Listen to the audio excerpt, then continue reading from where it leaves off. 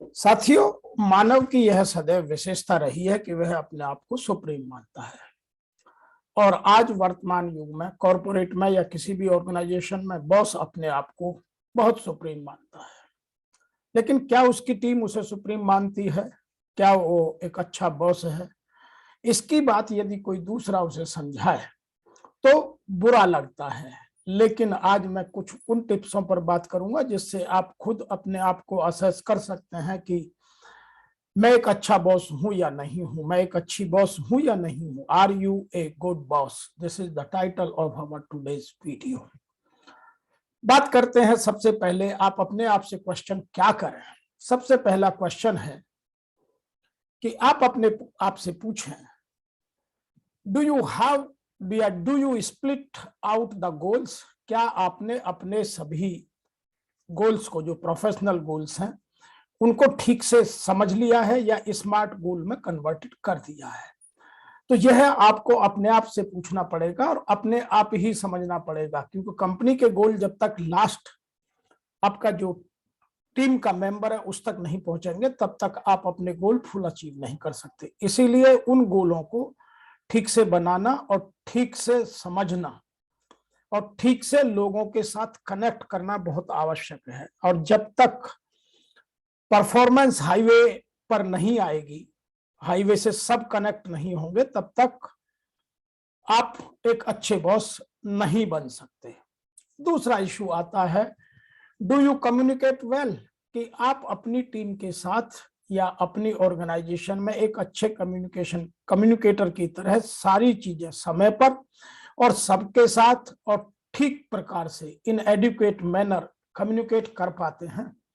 यदि आप कर पाते हैं तब तो आप एक अच्छे बॉस, अच्छे लीडर या अच्छे ऑर्गेनाइजर हैं। और यदि आप नहीं कर पाते हैं तो फिर आप अपने आप क्वेश्चन मार्क करके अपनी उस कॉम्पिटेंसी को डेवलप करने के बारे में विचार करें। नंबर 3 पर आते हैं, डू यू डेलीगेट? एक बड़ी ऑर्गेनाइजेशन में, एक प्रोफेशनल ऑर्गेनाइजेशन में या किसी भी ऑर्गेनाइजेशन में आप सारे काम स्वयं नहीं कर सकते। आप घर में स्वयं नहीं कर सकते, तो ऑर्गेनाइजेशन तो बहुत बड़ी चीज है। तो आपको कुछ काम डेलीगेट करने होंगे। अब डेलीगेट कब करना है, किसको करना है, कैसे करना है, कितना करना है, यह सब चीजें आपको आनी चाहिए। यदि आप प्रॉपरली काम को एक कॉम्पिटेंट पर्सन को डेलीगेट करते हैं तो आप अच्छे बॉस हैं। और यदि आप नेपोटिज्म या फेवरेटिज्म के हिसाब से काम करते हैं तो फिर आप क्वेश्चन मार्क में हैं। तो यह आपको देखना है, समझना है। और यदि आप डेलीगेट ठीक से कर पाते हैं तो आपकी टीम आप पर अच्छा भरोसा करेगी और उनकी पीक परफॉर्मेंस आप आराम से इजीली अचीव कर अपनी परफॉर्मेंस को और बढ़ा सकते हैं और अपनी ऑर्गेनाइजेशन को ऊंचाइयों तक ले जा सकते हैं। नंबर 4 पर है, डू यू गिव क्रेडिट? कि आप अपनी टीम को उनके अच्छे काम के लिए क्रेडिट देते हैं।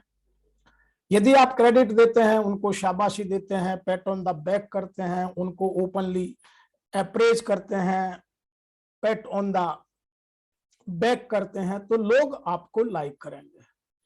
और यदि आप ये सब नहीं करते हैं, सारा क्रेडिट खुद लेना चाहते हैं, तो फिर उसका बेनिफिट ना तो आपको मिलने वाला है लॉन्ग टर्म में, ना ऑर्गेनाइजेशन को मिलने वाला है। इसीलिए आप फोकस कीजिए कि लोगों के काम के लिए लोगों को क्रेडिट दें।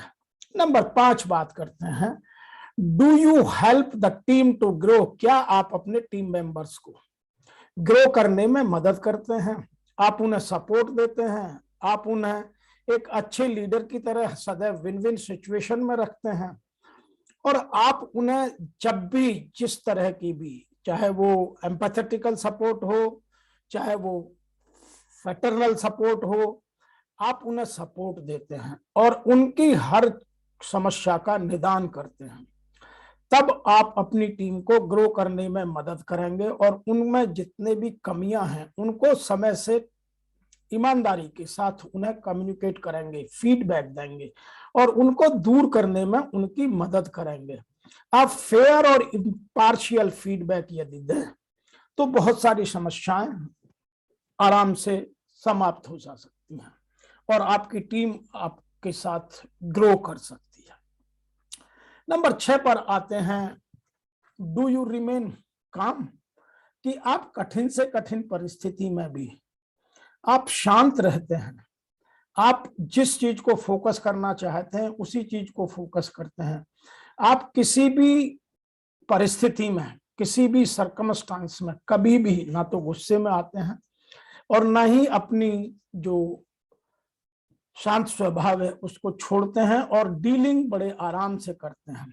यदि आप में यह गुण है तो आप अपनी टीम के साथ अच्छे से डील कर पाएंगे, सबके साथ आनंदित प्रसन्नचित्त काम कर पाएंगे, सबको लोगों को ग्रो करने में मदद करेंगे और खुद भी ग्रो होंगे।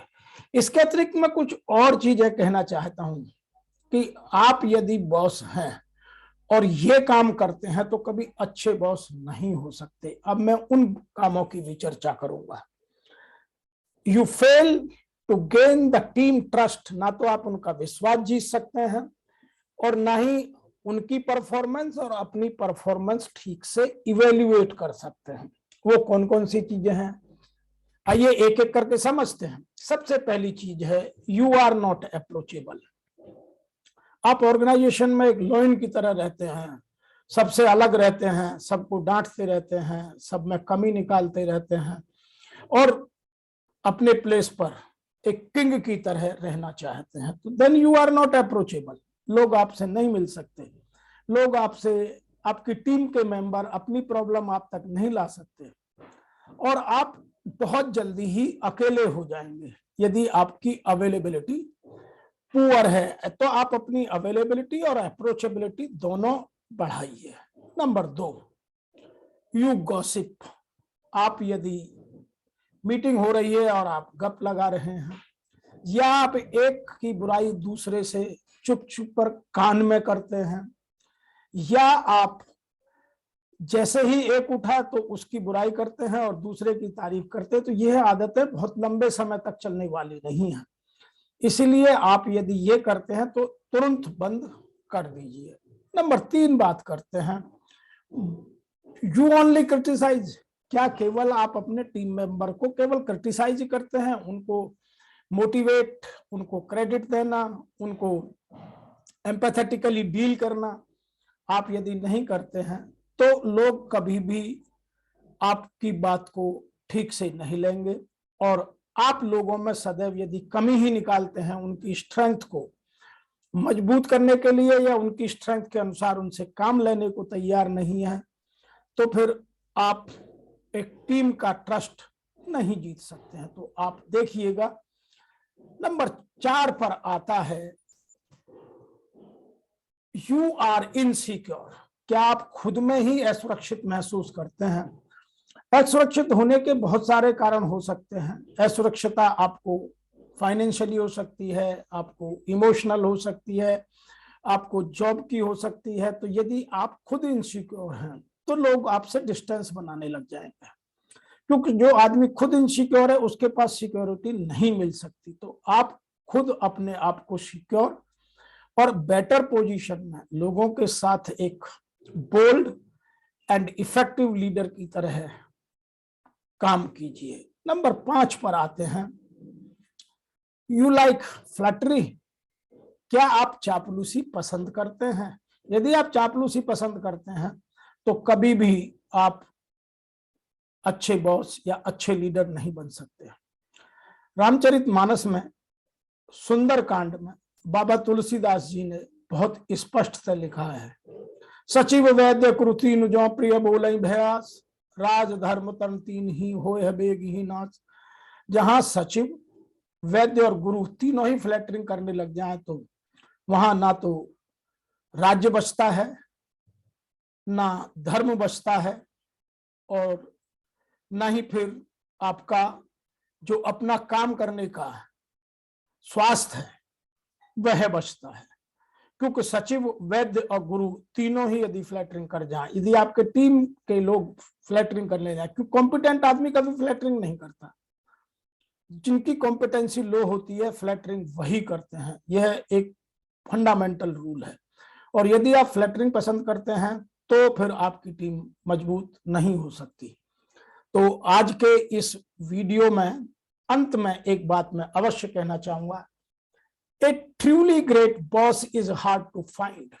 एक वास्तव में सच्चा अच्छा बॉस पाना बहुत मुश्किल है, उससे भी मुश्किल है उसके साथ काम करना, और फिर सबसे मुश्किल है फिर उस बॉस को जिंदगी में भूल जाना। आज के इस वीडियो में इतना ही। मेरा इस वीडियो को आपका देखने का, लाइक करने का, अपने दोस्तों को शेयर करने का, अपने मित्रों तक पहुंचाने का बहुत बहुत धन्यवाद। मैं आपसे पुनः निवेदन करता हूं कि आप मेरे चैनल को सब्सक्राइब कीजिए और आपके मतलब के जितने वीडियो हैं उनको खुद देखिए, अपने मित्रों तक भेजिए और आनंद लीजिए।